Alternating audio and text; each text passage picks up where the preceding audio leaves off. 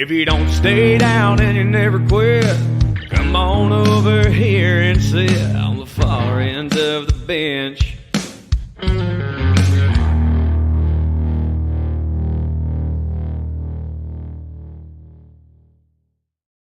Bench warmers, don't worry, we're back. I know it was so weird not having an episode last night.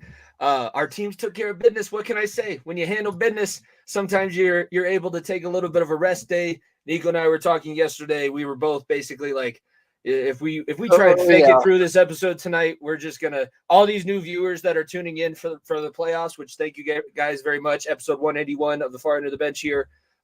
It wouldn't be right for them. So we took last night a little rest, a little recovery. We still have tomorrow where we got a little buffer in between the start of round 2 of the NBA playoffs, which we're going to talk a little bit more about. We've talked a little bit already with that last Nuggets post-game show that we've done.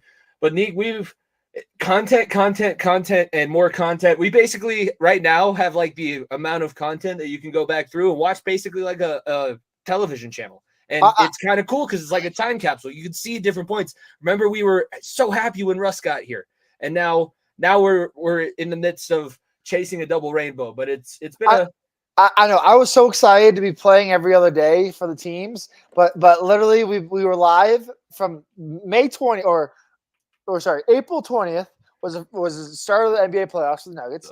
April 21st was the second day for that first day for the Avs, and it was every day after that was a game. And man, yesterday was brutal. I'm gonna tell you right now, all the firepower we are ready to roll today because, like I said, we got a lot to talk about. But yesterday we needed that breather. So I'm sorry. We needed one day. All right, we needed one day, listeners. We needed one day. Just one. That's all it really took. I'm gonna get it. I'm getting it pulled up here. We are gonna start off with a little homage. We mentioned it already, but we are doing live post-game shows for all of the Avalanche and Nuggets games, and that's going to continue moving forward.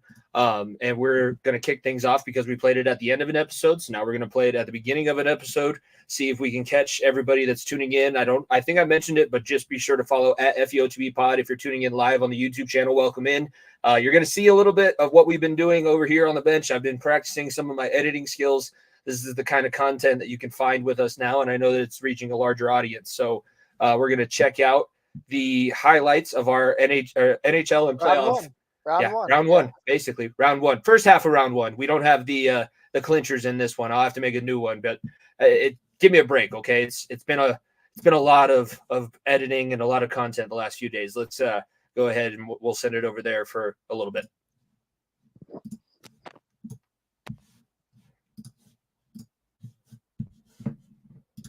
What is up, bench warmers and sports fans of the internet? The Far End of the Bench podcast is bringing to you live post-game content following every Avalanche and Nuggets contest throughout their championship runs. As far as they go, we will continue to be alongside them. We are also releasing our episodes live every week.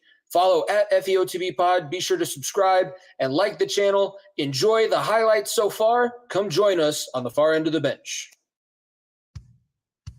If you don't stay down and you never quit, come on over here and sit on the far end of the bench.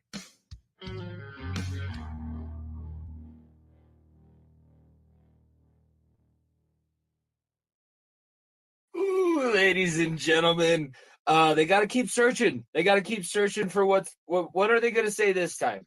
Because Jimmy, we're I don't know if you saw, ladies and gentlemen, welcome to the Far End of the Bench podcast. Yes, the Denver Nuggets won today, 1-0. But Jimmy, I have this feeling, the Lakers really figured us out today. I think we're down like 3-0 moral victories. Like I think Monday is for Los Angeles Lakers, everybody. They have figured the Denver Nuggets out. 3-0, baby. Come on. You're only down. It may look like you're down 1-0, but really, like I said, you're up 3-0. So look at that. Look at the positive, Lakers fans. Look at the positives. Things are going great for you guys, right? 3-0. You guys got this. I hope so. Here's a little bit of a background. You don't know this, but when I created the link, I may have dropped the link in a few chats that we're in, and a couple of those chats do have Lakers fans. I did mention to Terrell that we're doing a live post game. I want him on here so that he could talk about these moral victories, because obviously that's all the Lakers have over us. But you see it on the screen. Nuggets win game 1. Well, ladies and gentlemen, welcome to reality. This is what we have to deal with on a regular basis, because when your team, you get spoiled a couple years in a row where your team just goes on these absolutely incredible runs, never looks like they have anything in doubt. Relying on if Houston Sandin is back there. The fact that it's not Alexander Georgiev, it's an okay scenario, but it's not like a scenario I'm 100% cool with. Everybody else needs to step up.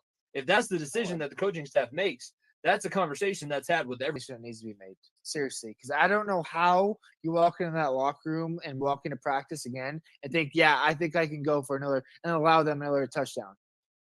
Seriously, I look, it doesn't matter who the fuck is behind him, and the only reason why Georgiev is probably going to get another start in this playoff run is because he had to have experience and had to try to see what he has from.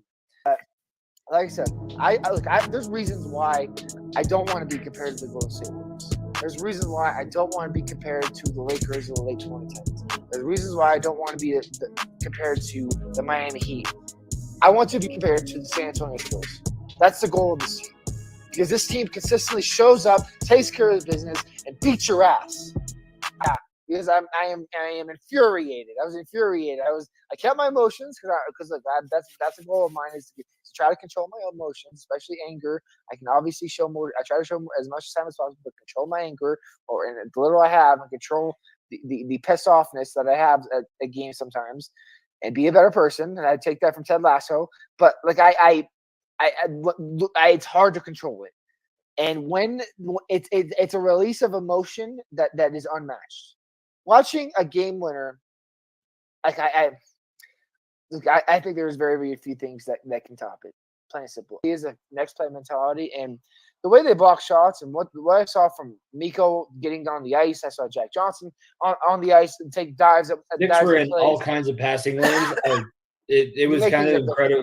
It was like they had a Matrix level ability tonight, where a puck could be skidding across the ice and it would bounce and they could knock it out of midair 2 feet off the ice. They were absolutely killer just in the neutral zone with their stick. There's a couple times where it looked like Winnipeg, it was a good pass, but an Av just swooped right in, stole it off their stick, made it look like the pass was intended for them, and we're going back the other way. It's the most solid hockey game I've seen this team play in a month.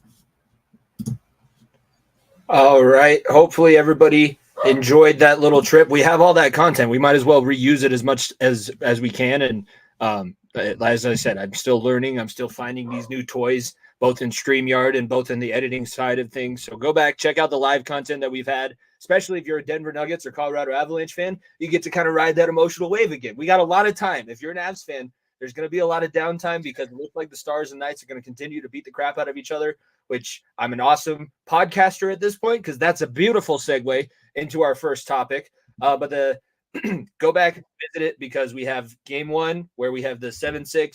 We roasted Georgia, everybody else, and you get 4 straight wins in a row. So you kind of get that, oh, yay! You get to celebrate all over again.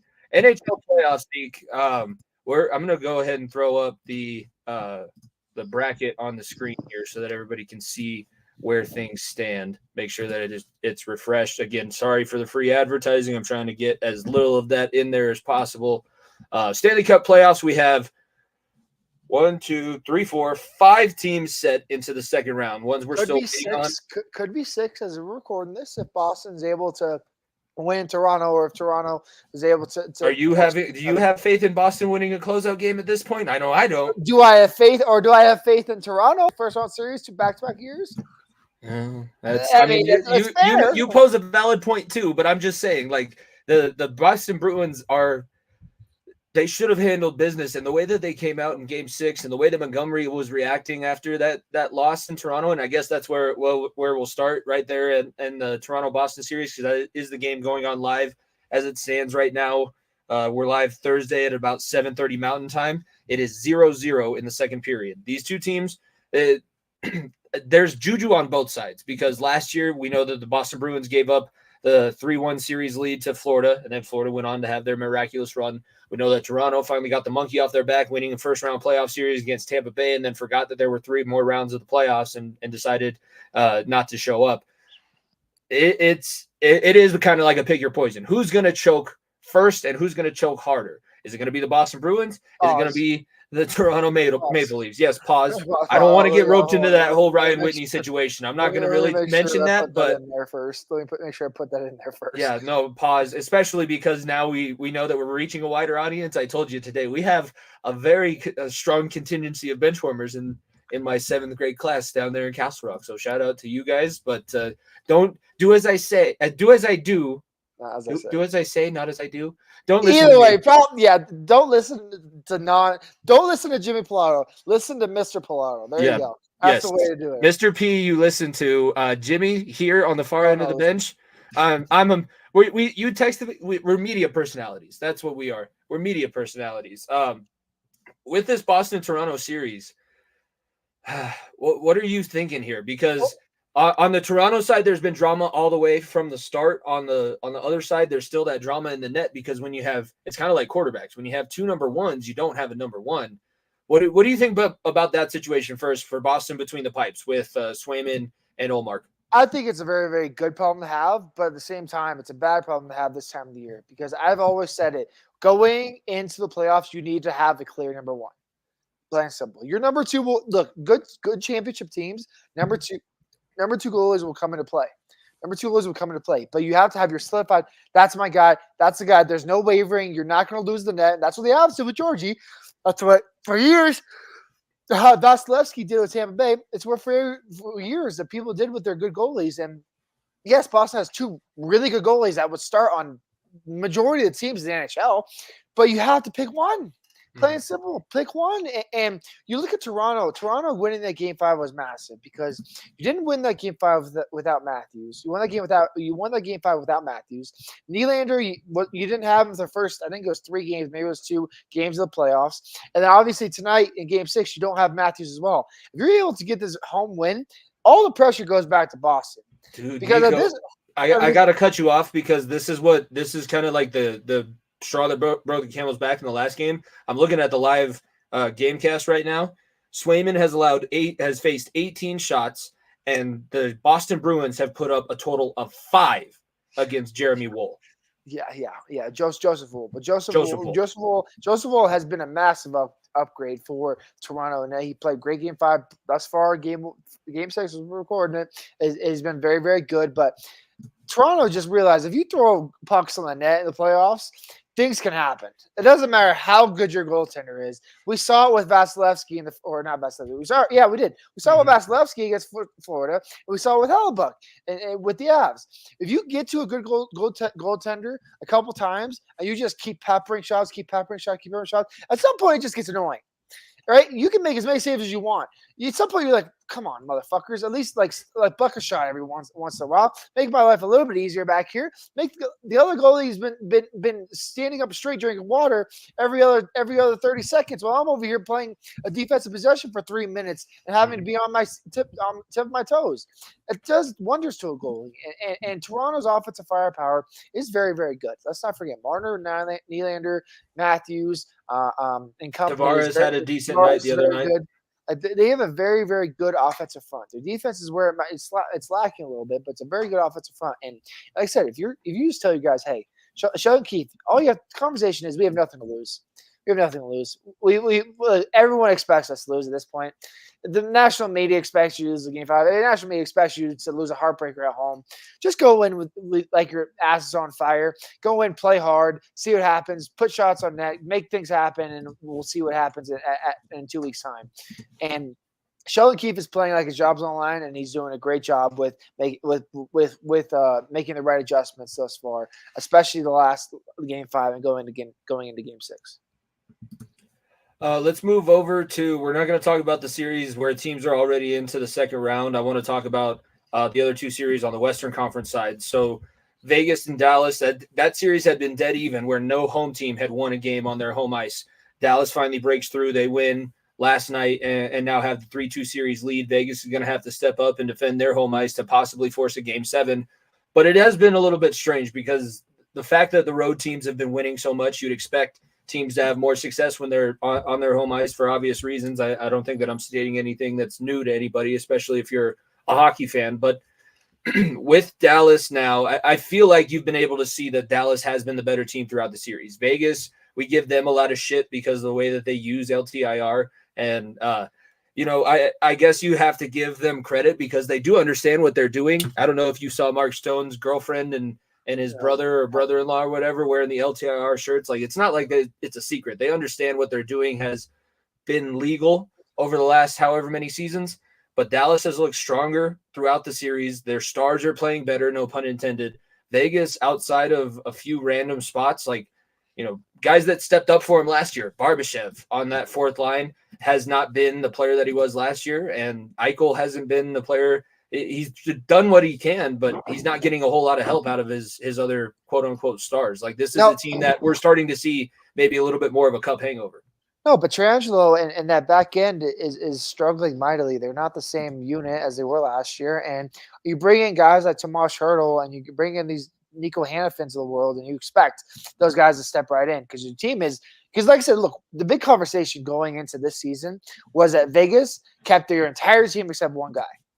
And it was like a third line guy, and I forgot who it was. You probably know off the top of your head. I forgot who it was. Remember, yeah. They brought their entire roster back. And then at the trade deadline, they made two moves in Hannafin and Hertl that they were like, this team got better. This team just went on a cup run, and this team got better. Obviously, we've seen Vegas go on a run where they win 4 straight games. They did it last year in the first round. So they're by no means out of this. But the difference is Ottinger playing out of his fucking mind in Game 5. If he plays that well and plays that good back there, it is going to be very hard for anybody to beat him, including us. Because when Ottinger is hot, there's very, very little people that can slow him down. Because the offensive firepower for Dallas, yes, it's not as star-worthy as Vegas. They have good young pieces in Robertson and Wyatt Johnson that go up and down the ice that can create great offensive plays in the zone to make Goalie's lives miserable. And that's exactly what Dallas does and does to their advantage. Look, I would expect this to go 7. I would be very surprised if Vegas lost at home ice and ended it right there. I think this series goes 7. I think these two teams are way, way too evenly matched. Like I said, it's a Western Conference Finals rematch from last year. So we'll see what Game 6 looks like. But like I said, it's been evenly matched. I just expect Dallas to make that adjustment because they have the goaltending prowess in Ottinger. Ottinger's better than Hill. Plain and simple, he is. He's better than Hill over there. And they have the younger, hungrier studs as opposed to Vegas just relying on the same shit that worked for them last year. And there's a point too, like Dallas tried, they were able to get that higher seed, so they know they have home ice no matter who they play against the next round. And playing against a wild card team, whether it is the defending Stanley Cup champions or not, you have to trust in your horses and trust in the guys that you've had around and built this team around. Plus, you do have that experience of Jamie Benn. Is Sagan playing? I don't watch any Stars games. He has been in the lineup. I know that. So the last game in Game 5, it was Johnson. Robertson was first star. Johnson was second star. Ottinger was third star. He had a 926, and I believe he was scoreless through periods 2 and 3. He gave up 2 goals in the first, and from there shut the door. 25 saves, 926 save percentage. Wasn't facing a whole lot of shots. If he's able to get a 926 on 25 shots, Dallas definitely figured something out in that game, and I agree that it'll probably go 7, but Dallas has shown that they're good enough that this could possibly be ended in 6. I don't really know what I would prefer for the next round because I don't like the thought of the Avalanche. It's hilarious. I was listening to Chicklets earlier today, and the first thing they said about it, Avalanche looked great. First thing I'm doing once this break happens, I'm locking Valerie Nichushkin in a hotel room. It's like, no funny business. Joe Sakic is sitting outside your door with a machine gun, like not letting anybody in, and he's not letting you out until the next round is solidified and we know when we're playing. The only time you leave is when you're going to the rink to skate. That's it. Nothing. I am not losing you this year, Choo Choo. I love you too much. The kids are doing that to me today, so I might as well give it 1, right? He's way too valuable to this team. Way too valuable team. And look, if you do get Dallas in the second round, yes, you start the series on the road.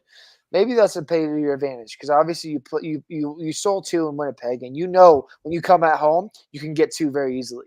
right? You know that confidence. So if you're able to, maybe it works in our advantage trying to go steal one, knowing that you only need to go to Dallas to steal one, because you have that much confidence at home, being the best NHL team or best team at home in the NHL. So, but Nichushkin could be a revenge tour. Obviously, he was cut by them in 2018, 2017, whenever it was. So he gets a chance to go against them. And obviously, if you play Vegas. Vegas is, like I said, it's a matchup of the last two Stanley Cup winners. How much fun would that be? It'd be a lot. It'd be a lot of fun, a hell of a war. So, either way, both series, like I said, it's not going to be easy. Winnipeg was a walkthrough. These two teams are not going to be walkthroughs. Winnipeg wasn't. They had the talent, but yes, the Avalanche were able to figure them out and move through. And I feel like a much easier pace than they're going to move through the rest. Other series in the West still going on. Vancouver and Nashville. Vancouver had a chance to close out Nashville. Talk it. Yeah, at home.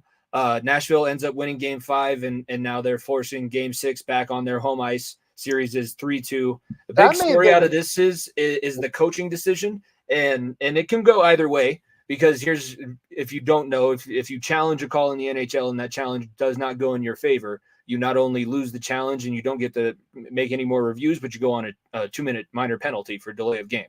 So Talkett decided, kind of surprisingly, kind of shockingly, because if you look at Nashville's power play against Vancouver in this series, it hasn't been great. So it's like there's enough there that you should have probably challenged the goaltender interference call that puts you down 2-1, but you end up eating it. You try and play it out, and you end up losing. And that could be we forget how young this Vancouver team is in the playoffs. And Nashville, even though they're not the greatest, they are a wild card team for a reason. They do have some experience, and they brought in guys like Ryan O'Reilly.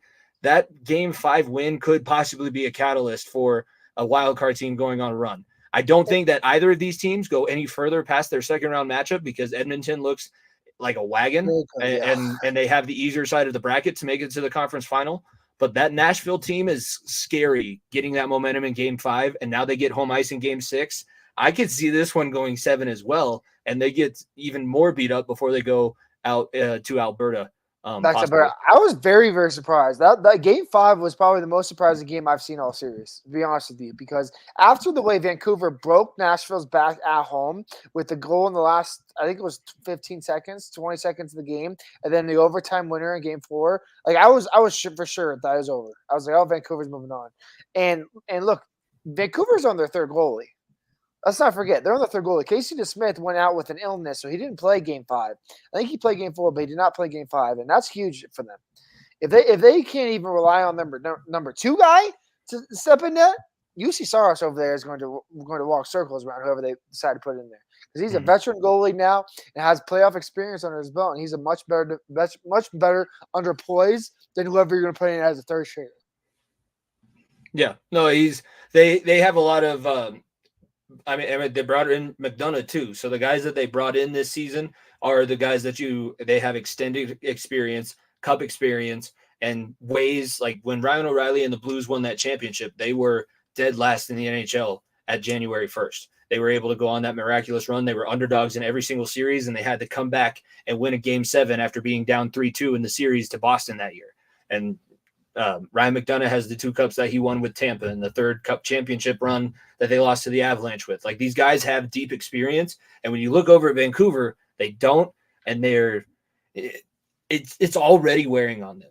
They're already beat up in the first round of the playoffs, and like we've said all throughout, it does not get any easier. The only time that you get rest is when you handle business in series. If you handle that in 5, Quinn Hughes gets an extra couple days to figure things out, and you have to go up against Edmonton, who I guess we can kind of switch over, because I don't know what else we have to say about Edmonton or Vancouver and Nashville. But Edmonton, if you combine their penalty kill and playoff percentage, they were at a 150%. A 150. Teams shoot for 115. They were at 150. And Vegas was 0 for 11 on the power play in that series.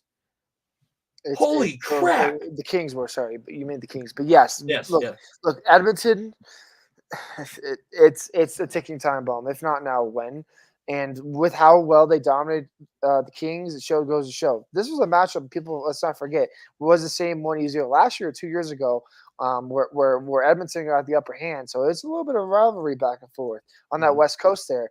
But McDavid's on another world. Zach Hyman, he may be. I don't know what the awards look like, but he may be comeback or most improved player of the year. Or I don't know if the NHL does that, but he's definitely there because the guy just produces goal after goal after goal, and just is play. It comes up in these massive moments for them.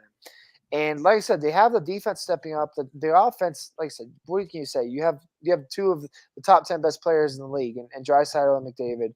You're going to be in every single game offensively. They're finally getting some help in goaltending, and they're figuring things out, and that's scary for the Western Conference. Luckily, it's not a second round matchup for us. If we do end up playing them, it'd be in the Western Conference Finals if we both get there. But like I said, this Edmonton team is firing in all cylinders, and like I said, get that team healthy legs in the first round. It's a better chance of a longer run. Plain simple. I'd be very, very surprised. Yeah, I'll let you pull up the bracket back the bracket up here because I want to see it. Look at the teams here. I'd be very surprised if those teams that didn't win in 5 or less games did not make it to the Stanley Cup final. So I would expect the Stanley Cup final to be from Colorado, Edmonton. It'd be Florida. It'd be New York. It'd be Carolina, and those are the 4 teams. Okay. One of those 4 teams from each side. I'd be very surprised if we're not moving on because the health wise, especially in the Stanley Cup Finals or playoffs, where health gets it's the healthiest and it's the strongest team, and those teams getting out in 4 or 5 games. Those teams are more likely to go on a long run as opposed to Boston, Toronto, and Vancouver, Nashville, Dallas, Vegas. I really, really, really strongly believe in that because I think healthier legs, longer lasting, will last you so much farther. Because like I said, this is a marathon, not a sprint. I'll keep saying it. We have another month and a half of the playoffs, ladies and gentlemen. So we got a long run to go. So if you want to fuck around in the first round and play with your food, Vancouver, play with your food, Boston, and play an extra couple games, you're not going to go as long as some of these other teams that have already moved on. Yeah. I don't think we should get into predictions for round 2 until we have all the matchups. So that's probably going to be either at the end of an Avalanche live show or possibly next week's episode. But I will admit, I agree with you. I was going to ask if one of the teams that have 1 in 5 are going to make it to the final, then who between New York and Carolina. But with the way that you explained it, it does make a lot of sense.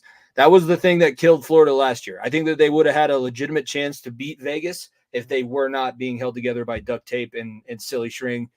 Florida looked really, really good. I feel like they did get lucky on a few calls, like the second goaltender interference, like the Duclair one. That's what they were talking about a lot on Chicklets when I was listening to it. That I literally just turned the episode off. I just got through it. But they were talking about that, and Cooper was not happy.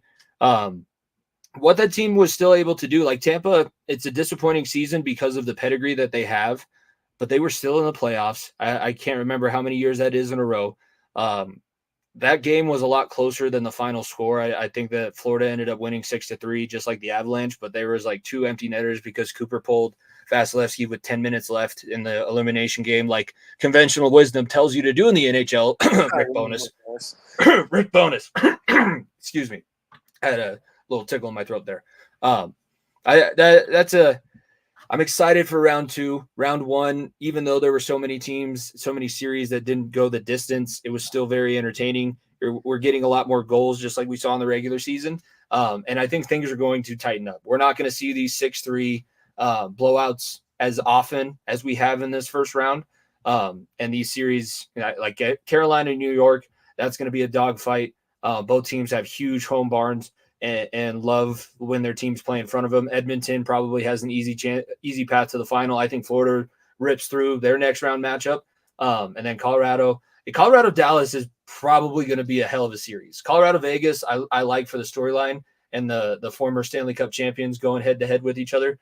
But I love beating Dallas. I love beating Dallas. I know you do. And like I said, with these teams, like it seems like these all the first we watered out the week. Everyone's like, oh, the playoffs have sucked thus far, blah, blah, blah. We've watered out the pretenders. Los Angeles, no one could really have seen Los Angeles going on a run. No one really, maybe people would have saw Winnipeg win a 1 series, not go into the final. No one really thought Tampa Bay was going to be able to go on this miraculous run, especially with how much they were holding on by a string with other help. Washington, no one gave them a shot to win a game. New York Islanders won one lucky game at home because they wanted some pride, and that's about it. Like we wanted out the week. We wanted out the week. These round 2, round 3, and round 4 are going to be some of the best hockey we may ever see. I'm just going to say that right now because these second round matchups is where the stuff starts getting juicy. Because the first round, like I said, there were teams. Like I said, Gary Bettman. If there's one place to show why teams shouldn't extend the playoffs, look at what Washington did. Look at what the Kings did. Look at what some of these other teams did, and realize, some of these teams are really, really fucking bad. We'll be fine with the current amount of teams we have.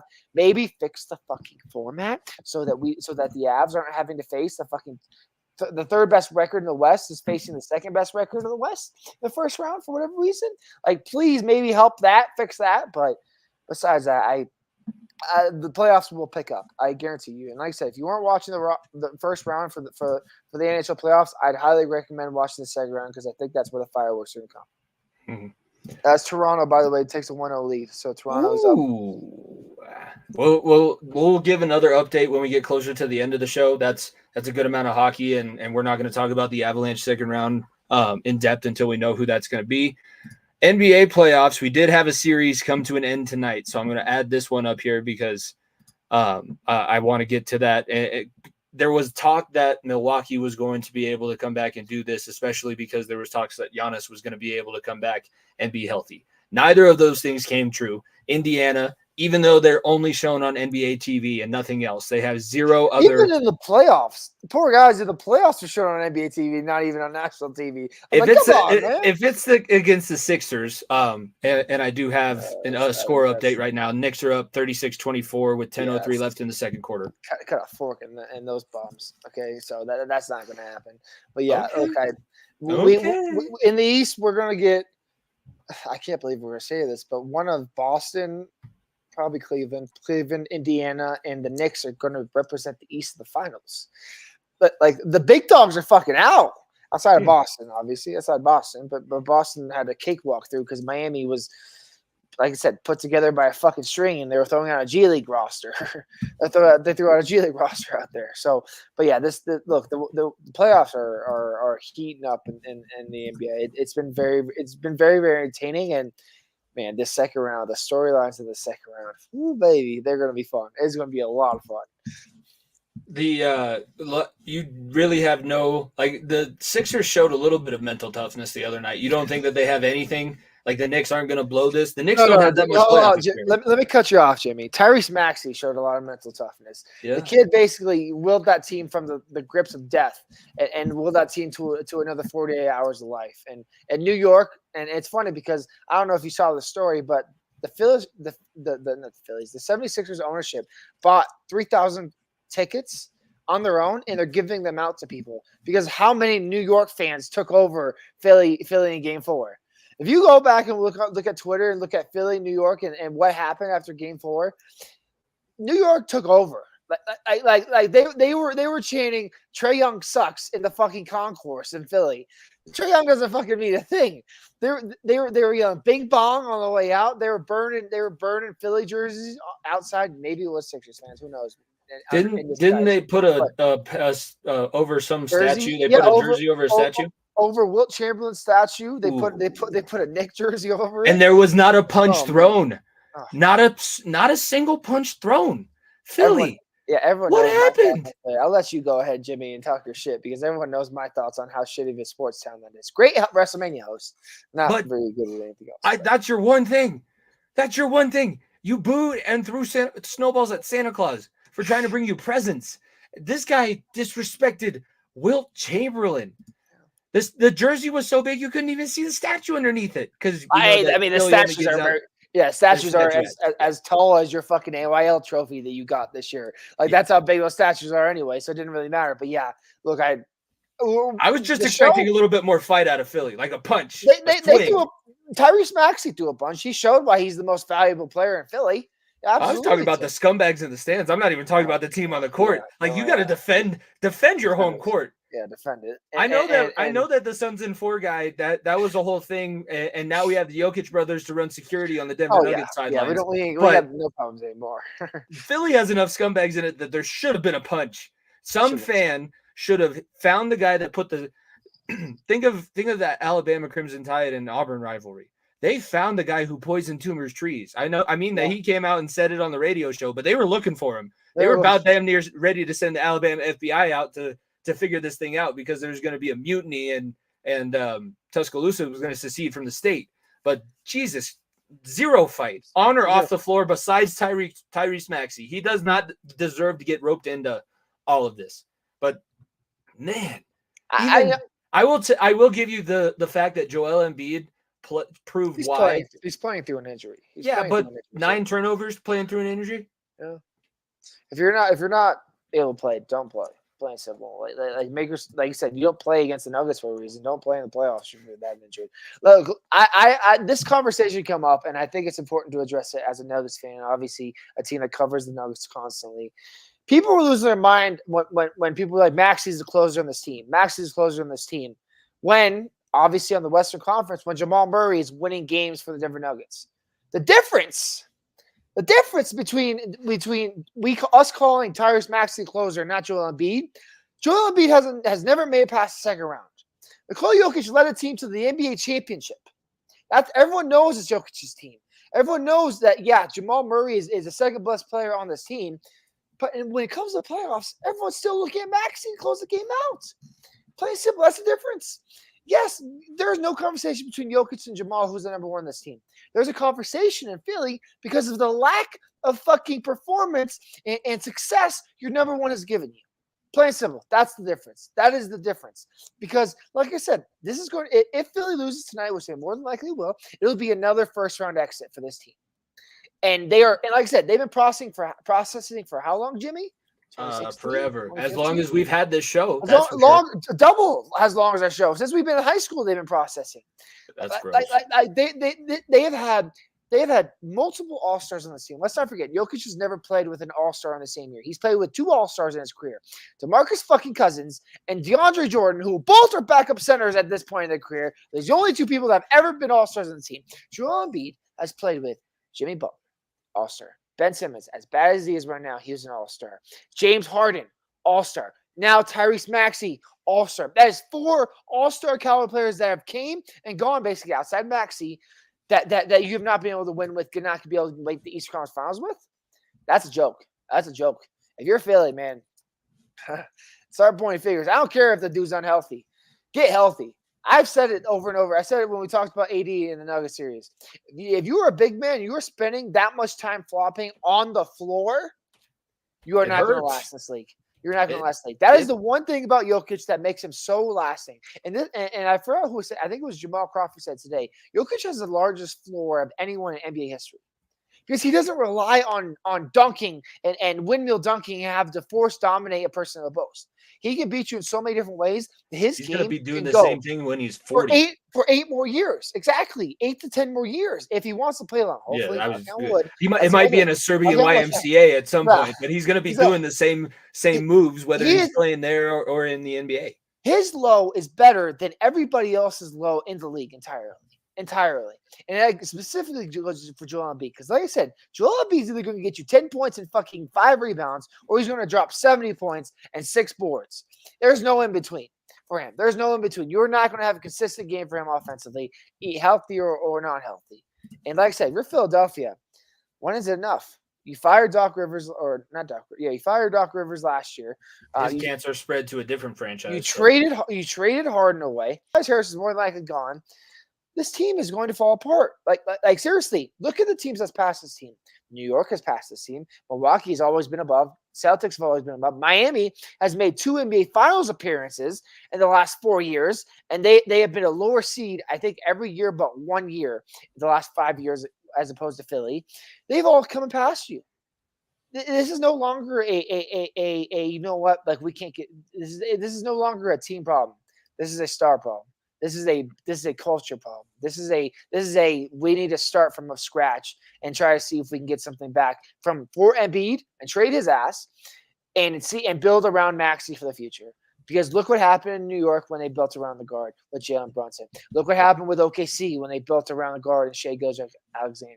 Unfortunately, unless you're the best player in the fucking world, in Nikola Jokic, it's very difficult to build around a big man in the post that only plays in the post. Obviously, Jokic is basically a point guard for our team, so that's why it's a little bit different. But if you cannot build a championship roster and not have at least and just hope that you can win, because Maxey is way too young. Like I said, Maxey could get to that point. I really think that Maxey could get to that point where he is a absolute killer in the playoffs, and he's taking number one shots. He's taking teams to the brink of.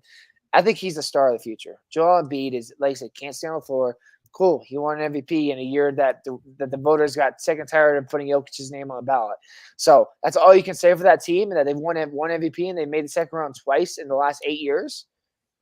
Philly, if that's what you want to root for, keep making those 6 foot statues. Keep making those 6 foot statues.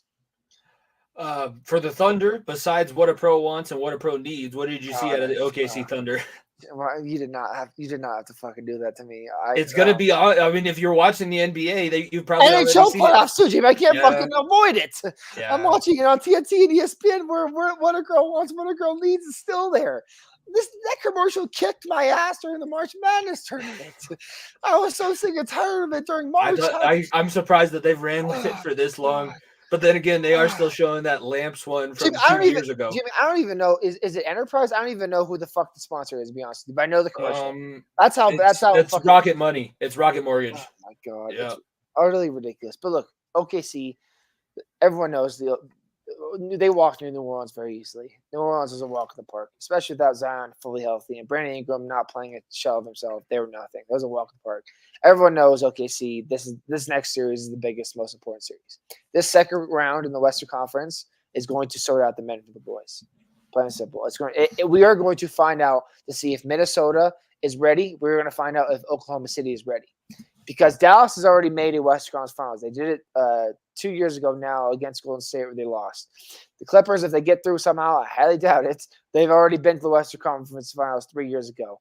OKC and Minnesota have something to prove here, right? Timberwolves are going against the defending champs. Oklahoma City is going to go into a series where, let's be honest with ourselves, they probably are going to be the underdog.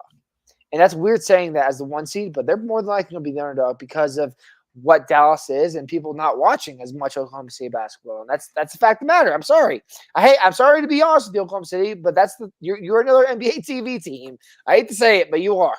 You and Indiana both. And you need to use that as fuel of the fire, right? You need to use that as fuel of the fire. Bulletin board material. Bulletin board material and propel that into the second round. But like I said, Shai is out of this world. That is a very, very close team. That is what helped them so far. They're a very close team. They play as a unit. Lou Dort, Jalen Williams, Chet Holmgren, they're perfectly molded under that new coaching staff in Oklahoma City. I think his name is Dagnall. He's going to be coach of the year. Zero doubt about that in my mind. Obviously, being a playing team to a number 1 seed, massive upgrade.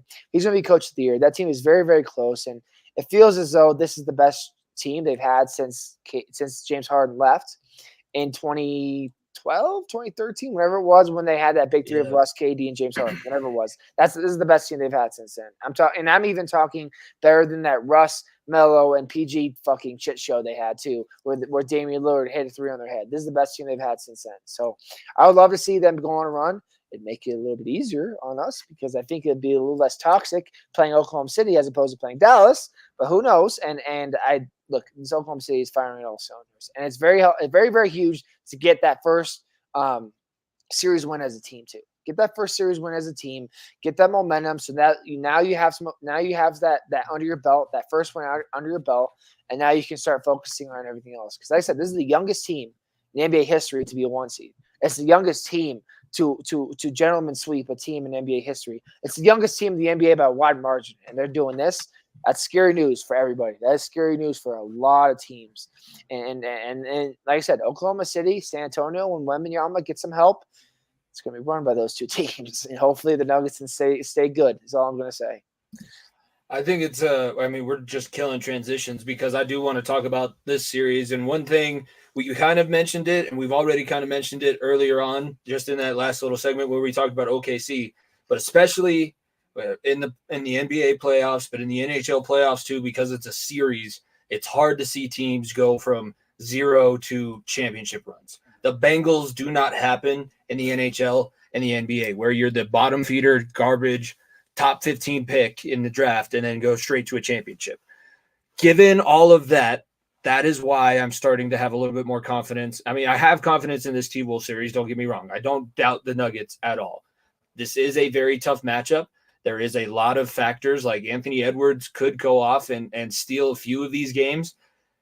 This one could go 7, and it's not going to be comfortable, especially if the Nuggets don't play up to their standard like they did in that first round series. But the fact that the Nuggets are the defending champions, and this is as far as the T-Wolves have gone in recent memory. I mean, wasn't that the running joke that Minnesota sports teams couldn't win in the playoffs at all? Yeah. So this is the first time that they've gone this far. That's going to be an X factor. And in the NBA playoffs, that seems to be a little bit more of an X factor than in some of the other leagues around the world. And then I'll still say this, and I'll harp on this. And obviously, we live in Denver, and I've been to now 4 home games of the 6 it's been, or whatever it's been, right? 3 basketball, 1 hockey game. Mm-hmm. Playing home games is so important here. So important here. Having the home court advantage is so massive in this series. So massive, because I truly believe that the Nuggets can win on the road. We have been a very, very good road team. If you look at last year's playoffs, where we beat LA twice, we beat Miami in the finals twice, we beat Minnesota on the road once as well. I have full confidence this team can win road games. That's the thing. So if you are able to take your business home, you can get out of this series very easily. And I'm not going to say very easily. I'm going to say very easily, very lightly, because Minnesota, I think, is the best team left outside the Denver Nuggets, plain simple. I think they're better than Boston. I think they're better than Oklahoma City, better than the Pacers, obviously, and better than the Knicks and the Sixers. And I don't even need to mention the other teams. Like, they're that good. They're that good. Anthony Edwards is that good. Problem is you are facing the reigning defending champions that know their identity, plain simple. Minnesota did not face any adversity in that series. Let's not kid ourselves. They faced 0 adversity. Phoenix laid down their sword and laid up in a curl position like little bitches, plain simple. Kevin Durant, Bradley Beal, Devin Booker never had a chance to win a game that series. They came in, dog walked them, and said, all right, night, see you later. They're going to face adversity. They're going to face adversity this series, plain and simple, because they're not going to be able to walk through the Denver Nuggets because of how good the fourth quarter and the second and the clutch minutes are for the Denver Nuggets. The problem is where I worry so much is obviously the starts of the games, because we cannot afford to go down by double digits to the Timberwolves like we did against the Lakers, because the Lakers are such a far worse team than the Timberwolves. It's not even close. It is a different stratosphere that they're on. So you cannot get yourself into these holes, and you have to protect home court. And then when you protect home court, steal games of the road, and then you can get out of this series quicker than you'd like. I'd be like you said, I'd be also very surprised if this game series did not go 7. Minnesota, you have to win a 6. Just keep it a buck with you. I'll keep it $100 with you, because you're not winning game 7 here. Just 100%. That's not happening. So if Minnesota is going to win the series, they will win it in 6, and that means they have to steal 2 in the road. They have to steal 2 on the road. So if you are going to win this series, Minnesota, you have to take a good hard look and be like, you know what, we needed to dial in winning in Denver. And Denver Nuggets, you need to dial in winning at home. So that way, worst case scenario, you take care of home business. You play in front of the best fans in the league. You play in front of your own family and everything, and you play at home, and then you go on from there.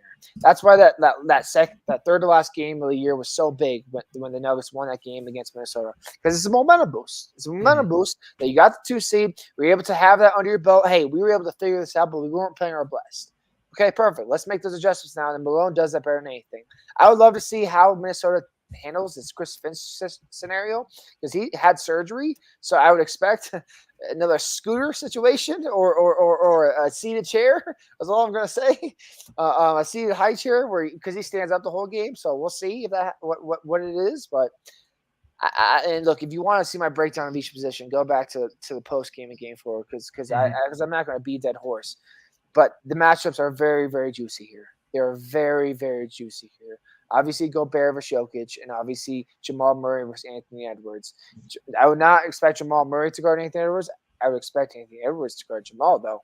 So we'll see how those matchups play out. But the series is going to go at minimum 6.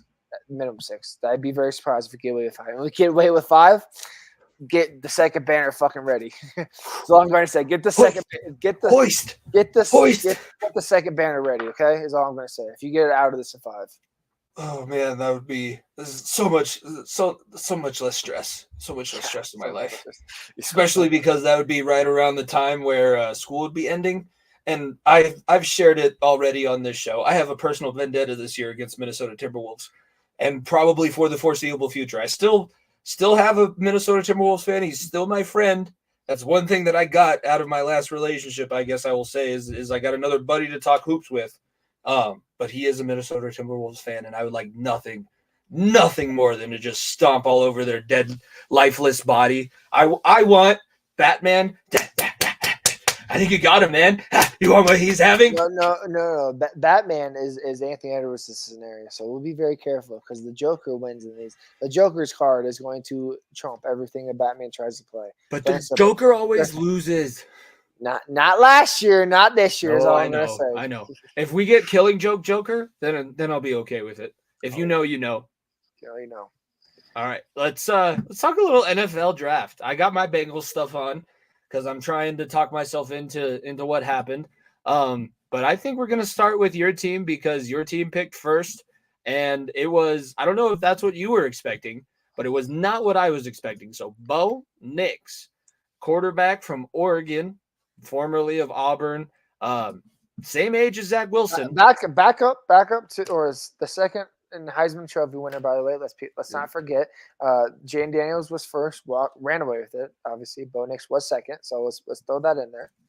But Bo Nix, he's going to be in the quarterback room, and I would say this is an open competition because, like I just mentioned, he's the same age as Zach Wilson, and obviously Zach Wilson's tenure and his career so far does not say that he needs to come in and be the incumbent veteran starter. He is the veteran in the room, but I would say Bo Nix, he must have done something in his draft interview process and that whole thing. Sean Payton said that was their guy. They were never on J.J. McCarthy. They were just using him to make Minnesota panic, which he was able to do, and that's the weird stuff. Sean Payton is a little sociopathic in that way. He likes to make people seem dumber than they are, but he says Bo Nix has always been their guy, so there's obviously something that he sees, and I wouldn't be surprised. Like, I'm just going to put it out there now. We're going to have Team Bo and Team Zach shirts with different sayings on them. We got the MILF Hunter 3000 here too. It's not like Bo Nix is just going to walk in and be the starter, or is that what you're thinking?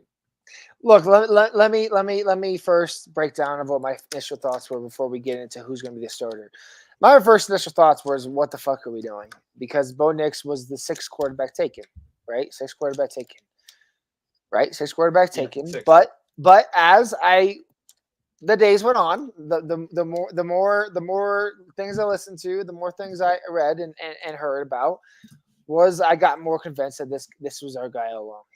And Benjamin Albright, a guy that I highly respect in terms of Broncos coverage, had said that the top 3 for Sean Payton was Caleb Williams, Jane Daniels, and then Bo Nix. Obviously, Jane Daniels and Caleb Williams were near out of the picture. That was never going to happen.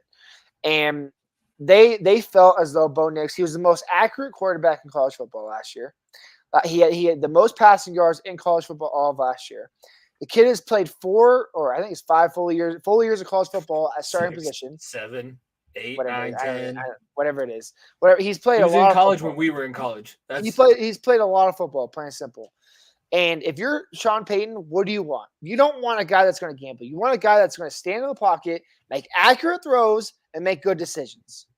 That's what Drew Brees did, and he was the best to ever fucking do it. The best to ever fucking do it. Peyton and Tom were great decision makers, but they had much more talent in their arms and the way they do things. Bo Nix is going to say, make accurate throws and do not make dumb decisions, and we can try to win games. And look, there was a guy the last time, Jimmy. I don't know if you remember the statistic. Who was the last quarterback? Who was the last quarterback to be taken in the first round and be the 6th quarterback taken off the board? I'm upset that you think I wouldn't know this. It's Dan Marino. Yes, it is. And I'm not comparing Bo Nix to Dan Marino. I'm not. Well, I mean, if you are, that means Bo Nix is going to make it to 1 Super Bowl in his 2nd season and then never sniff it again. I would enjoy at least some winning seasons, though, Jimmy. I would enjoy the playoffs. I don't know about you, but I haven't said playoffs in 8 years, so I'd enjoy that. But look, Bo Nix, and he seems to be the guy, and I'm going to be all in. Okay, I'm going to be all in on Bo. I'm not going to buy a jersey because I'm not going to have my heart broken yet. But I'm going to buy a Bo Nix jersey. But I'm going to say it right now. I believe. I believe. Remember that motherfucker in W? I believe, ladies and gentlemen. Okay, I am a believer. So with Bo Nix coming in, if Sean Payton believed that he was the guy, you don't waste trading back. Because the other reports I heard today was that the Rams were very interested in Bo Nix, and that if you decided to trade back, he was gone. Plain and simple. Because if you tried to move back to 22, he was gone. And you know what? I liked what this team did in the draft. I really, really do. And you do not draft Bo Nix as number one receiver and thinking that he's not going to be the fucking starter week one is all I'm going to say. Trading up to go get Troy Franklin, who was Bo Nix's favorite receiver the last 2 years, to go get him and have him pair up. You don't have him out there to have Zach Wilson out there. I'd be very, very surprised if Zach Wilson is the week one starter. Unless they say, hey, Bo, we don't want you to throw you out to the fucking Wolves. Yeah, unless you – I got music in the background, Jimmy. Unless you have a problem with what Bo Nix is doing in the preseason and in training camp, then yes, you throw Zach Wilson out there. But I believe that Bo Nix can be with that, the 256th pick in the 20. No, it's like I said. I think that it's a competition. Just because you don't want to. I don't think that you give a rookie the keys to the. Yeah, it doesn't hurt. But the thing is with Bo Nix, he has as much experience as Zach Wilson. Yes, it's not NFL experience. It's as much football, high-level football, because we like to say college football is the second biggest level, which it is. It's not even close. It definitely is. He has as much experience as anybody. Mm-hmm. Anybody. So that's why it would not surprise me in the slightest if you throw him out. Because at this point, like I said, Broncos aren't projected to win many games this year. It doesn't matter if it's Zach Wilson. It doesn't matter if it's Bo Nix. And the one thing I realize is teams that know that they're probably not going to win their division, which we're not. Let's be honest with ourselves, we're not, because the Chargers are good, and who knows what the Raiders are going to be with Minshew. But if you really think that you have a chance to win the division, then you probably start Zach Wilson. But if you were a realist and thinking like, you know what, let's get this guy through some growing pains, but let's fucking have him get him some real time. You play him right away. Because you get a top 10 pick next year. You can get him another weapon offensively if you want to go get a receiver in possibly Travis Hunter. If you want him, bring him in. Like there's those possibilities in the top 10 next year. There absolutely will be. So that's why there's no risk. There's no risk at all playing it. Because the expectations are so fucking low, especially so fucking low for Zach Wilson. You're basically already punting. You're already punting. Zach Wilson is a starter in this league for fucking probably 3 more games in his career. Let's be honest with ourselves. He is going to be a career backup for the rest of his career. Career backup. And he's only going to be on the Denver Broncos for another year. Let's not forget, because the Broncos already declined his 5th-year option. Because, like I said, who the fuck wants to pay $25 million to a backup quarterback when you're already paying the guy to play for the Steelers? So that's very obvious. But I would be very, very surprised if Bo Nix is not given the reins and said, you know what? Our rookie quarterback, fucking let it ride. Just nope. I caught myself. I didn't even have to do it. I caught myself. Just let it fucking sling it. Just sling it, and let's fucking go. Okay. Let it fly. You can say let it fly. Yeah, ducks fly together. Let it fly. Exactly. Yeah. Let it fly. Just let it fly, and ducks fly together. All right. Tuesday.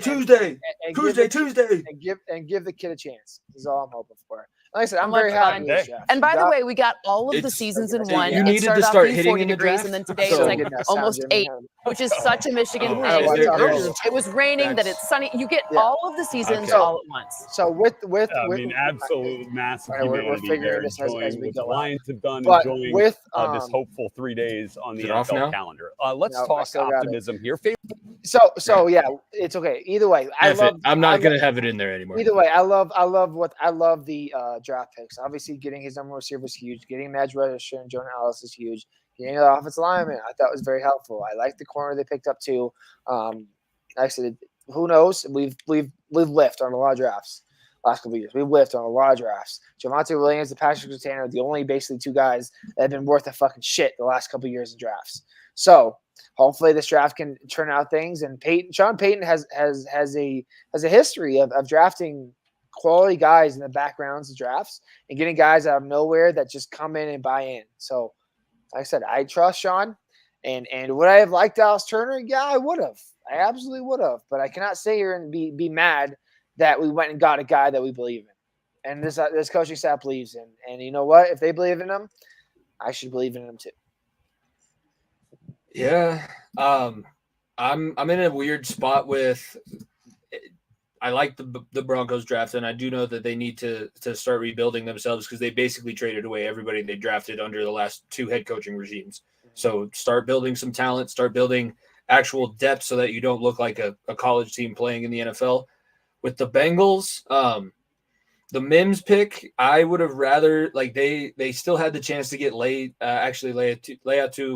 picks before them. The other edge rusher that I wanted went right before them to can't remember who. Vikings. I'm pretty sure it was Dallas or Vikings picked up Dallas Turner. They traded up. I think that might have been after. But that was after me. We could have still got Dallas Turner, but we pick up Amarius Mims, who is 6'8", 340 pounds. So I guess we're just trying to build the biggest offensive tackle room of all time because we have Orlando Brown Jr., Trent Brown, and now Amarius Mims in the same room. I don't know how they're all going to play together. Maybe we get an extra tackle situation. Maybe because Mims doesn't have a lot of starting experience. He was the tackle for Georgia. I think maybe they're giving Trent Brown this season. He's 36 and he's gigantic like that size at that age. There's a high chance that he struggles to make it through the entire 17 weeks of the season. So it's kind of like an insurance backup plan, which I get in that sense. The fact that you have so many people and Terrell kept trying to get me to go get my goat in the draft show, and I didn't let him. I just kept putting my Nuggets hat back up every time he said it. But there is a lot of worry because everybody wants out of the Bengals apparently.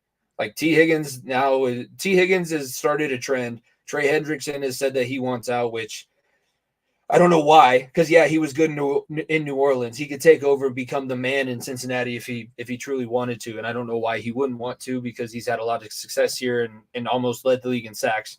But if that's all happening, why get an insurance policy at tackle when we could have gotten a guy that would be an upgraded pass rusher? There's a lot of – we always tend to lean towards offense, especially since we drafted Burrow, and I get it. But Burrow obviously can't hold up if he has to score 45 points a game every single season. At some point, we got to put a defense behind him that can stop another team. And I think with everybody that's all the moves that are going to be happening, like that window I thought was going to be open for Joey B said it. The window is my career. Yeah, okay. Until Mike Brown and Zach Taylor and Duke Tobin. I don't even think it's Duke Tobin. I can't remember who the GM is for Cincinnati. But until these guys start putting kale and Vegemite in your cupboards and you're like, oh shit, this meal sucks. I can't cook in this kitchen. I need out. Then you're going to be Carson Palmer 2.0.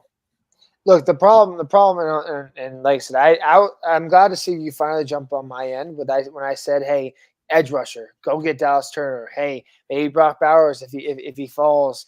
He was there at 13. Like you could have easily traded up to possibly go get him. That was definitely a possibility. We have never traded up in 25 plus years. And that goes to show the problem of why people want to go out. Because look, I'm going to bring up one of our friends' other teams. And a team that I also know very, very well. Why do you think nobody wants to play for the Oakland Athletics and the then Arizona Coyotes? The owners are fucking cheap. The owners are fucking cheapskates. Plain and simple. The owners were fucking cheapskates where they would not be able to pay. They did not upgrade facilities. And at some point, I don't care if is a new era, right? New era, new guys, new ownership, new coaching staff, new team, new players, whatever. The stink is still there from the ownership group. If you are unwilling to fucking pay for a fucking indoor facility until the year 2022, I don't know what to tell you. Okay? And guys start realizing that. Be like, oh, fuck. In New England, they have first-class facilities. Oh, they get fucking hold on, I'm gonna be very careful with words. They get massage therapists over there. They have certain things that royalties. The Cleveland Browns have that shit, and they're 2 hours away. And what do we get? We get fucking lunch pail meals and fucking Jimmy John's for lunch as opposed to our own chef like the Those rest of the Jimmy teams. John's meals get taken out of your game checks. Like at some point I was like, fuck you. No.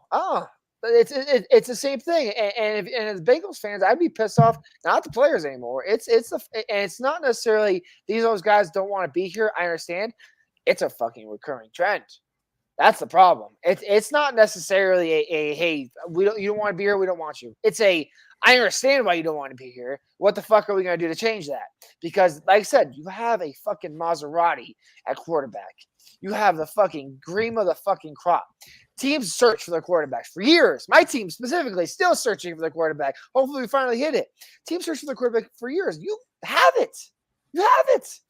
You have it. He's been to a Super Bowl. He has playoff experience. You have all that. Why the fuck are star players wanting out? Well, that's right, because your ownership is still cheapskates. Yeah. It's wild to me, right? You like when you have the royalties you've been given and the royalties that are on your team right now, a top 5 receiver, arguably top 1 receiver in the NFL, Jamar Chase. You have a top 5 quarterback easily in Joe Burrow. Not being able to be like, you know what? How should we help these guys out? Be like, I don't want to pay fucking taxes on another Money. I don't see this. It's ridiculous. This never leaves Mike Brown's back pocket. This. Hey, you know what? The funny thing is money. Yeah, money. But who the fuck do you think is going to bring you the money? Not fucking Tyler Boyd is the #1 receiver. Not fucking drafting a backup left tackle who won't play the first half of the season. That won't bring in the money. Like at some point, and I took marketing classes, and those marketing classes showed that you have to constantly be evolving. We're not evolving now. We're not evolving. We're going to be this version of the Bengals for the next 17 years of my life. So maybe we'll have another shot at a Super Bowl when I'm quick math. When I'm close to 50. Hey, at least it's in your lifetime again. Maybe it'll be another fucking 25 years until I get back to the playoffs. Who knows? And maybe that's the price we pay for the Nuggets and Avalanche to be good. But you know what? So be it. But look, like I said, it's no. And look, I know you had the conversation with Hendrickson and Higgins. If they don't want to be here, get the fuck out. At this point, it's not them. At this point, it is a direct look at ownership. It is a direct look at being like, you know what? Why the fuck is this a recurring trend? Why Carson Palmer had a fucking late resurgence in his career? Ocho Cinco was one of the best receivers in the AFC for a lot of years. Never got far in the playoffs. Like it's a recurring theme. And if you want to be mid, call yourself the Colorado Rockies and make yourself a purple and black logo. Okay, turn that orange into purple because if you want to be mid, plain and simple, because you were gifted the #1 overall pick because of how bad you were, and you have a Maserati. What are you going to do with it? Yeah, I had to stand. It's like you know, I can talk about my friend, but you can't talk badly about my friend. So when Terrell was saying it, I had to say, you know, you don't like it, get the fuck out. But I get it. I'm the guy who broke the story on this show where TJ Houshmandzadeh is like, yeah, we used to have to reuse jock straps. Like we had to turn in our jocks at the end of every practice. Like what? As a professional athlete? Yeah, no, I had to bring my Gatorade from the 7-Eleven across the street from this facility because I couldn't even buy it at the facility. They didn't even keep a fridge stocked. It's sad. And as your friend, like I said, look, I know the Broncos facilities are fucking one of a kind. I've fucking seen it. And we still have an ass team. But if you're a free agent, what the hell is stopping you? Like look, Joe Burrow is enough to bring any free agent in. Plain and simple. If you're an offensive weapon or defensive weapon. But if I walk over there and be like, I have to fucking pay lunch out of my fucking game check. I have to Venmo people to drive to get a ride to practice from my hotel. You're telling me that's the way this system is? No, I think I'll just go to fucking somewhere warmer. I'll pass. I'll go somewhere warmer. Thank you very much. Yeah. That's gonna be where we wrap things up here. We did about a little bit over an hour. We're still recovering, and we still have hopefully 6 more playoff series to talk about. So we're going to keep things a little bit shorter on our normal episodes, but we updated everything going on in the NHL, NBA playoffs. We just talked our draft talk.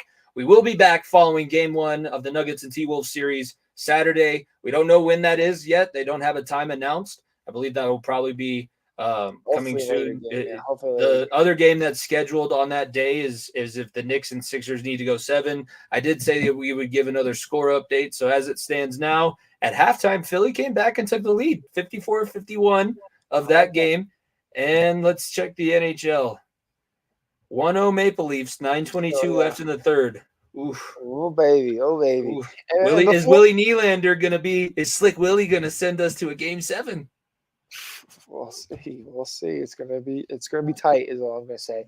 And before we move on, and like I said, live shows. I'm gonna try. We're gonna try to be live shows every day. Obviously, we wore ourselves out for 10 days, so we needed a break. But there's also another fun event on Saturday. So, ladies and gentlemen, welcome to Nico's fucking corner of picks, the Kentucky Derby this weekend. Odds-on favorite, Catching Freedom at 8-1 right now. Actually, no, I take that back. He's the second longest odds, second closest best odds, or second favorite. The number one favorite is named Fierceness. That's the number one odd.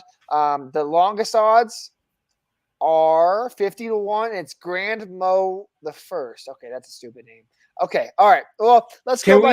Can we just read off some of the, because that's my favorite part about the horses is let's read some of the names.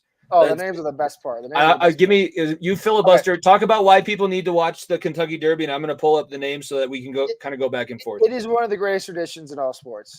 It is the Master. It is Wimbledon. It is the Super Bowl. It is everything. It is the premier form. People dress up crazy. It's fun. Like I said, people get to gamble. It is look. All you degenerates out there, you need to thank fucking the Kentucky Derby and horse racing, because there would be no sports betting if it weren't for the creation of people betting on fucking horses. Because as old as times, back in the Roman fucking days, people bet on that horse being faster than that horse. And that's where we got the horse racing. So bang, Kentucky Derby. So welcome to your degenerate corner. These are the horses' names. Dornoch, 20-1. Sierra Leone. That's 3-1. Oh, that's a country in Africa. I know that one. Yeah, Sierra Leone, 3-1. That's the second best odds.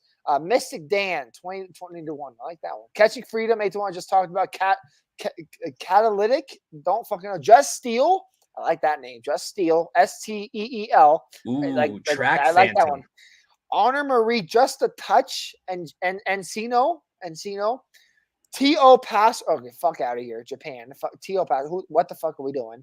Forever Young. Okay, cool. Track Phantom. That's a fun one. Saratoga. Endlessly. I'm not impressed with a lot of these. I'm really not either. Best name. I'm gonna go. I like Just Steel. I think that's maybe my favorite one. My favorite name. Obviously, I have no idea. Look, to be honest with you, don't take betting advice on horses from me. I tried to do this the last couple of years. Don't do it. Just don't. Okay. I have no idea what these horses look like. I will find out what they look like on Saturday. Okay. Plain and simple. I will find out what they look like on Saturday. And it'll be, oh, you know what? That one actually looks prettier than that one. So let me throw money on that one. Right off the bat, just so based off cool names, Just Steel and where did the other one go? Track Phantom. Those are the best two names I've seen. Track Phantom. I'm going to throw out Epic Ride. I see him down there at 21. Like he's 30-1 odds, so he's got a little bit longer of a number, but it would be awesome. Like I know that I look as small as I do on the screen. I am nowhere near the size of a jockey, so I would never be able to ride Epic Ride. But I would love to be able to say I won the Kentucky Derby. Oh, what'd you ride? I rode an Epic Ride. That's what I rode. I'll do my research. I didn't do my research because, like I said, we have fucking NBA and NHL playoffs. Okay, give me a break. I cannot research every fucking sport known to mankind. Do you want the fucking FedEx Open Cup next week for the golf odds? No. Okay, we do this once a year where we talk about race horses. Okay, so I'll do my research. There's one fucking owner, and I can't remember his fucking name, that wins like every other fucking year. Baffert, I think that sounds right. Or maybe it's not Baffert because I remember Baffert. Yeah, the guy that got caught with the steroids in American Pharoah. That's right. Steroids, and then he also had Look at me. Pretty sure he also had sexual abuse allegations.